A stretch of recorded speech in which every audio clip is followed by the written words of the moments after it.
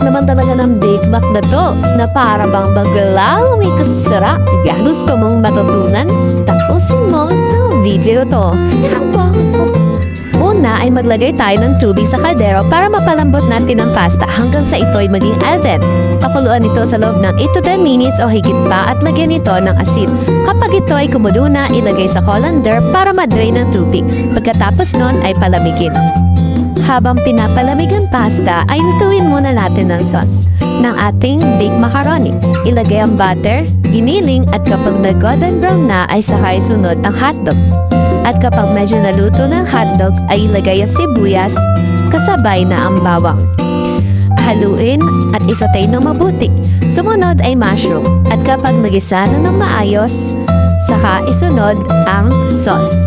At kapag nasunod na ang sauce, haluin mabuti at saka ilagay ang paminta.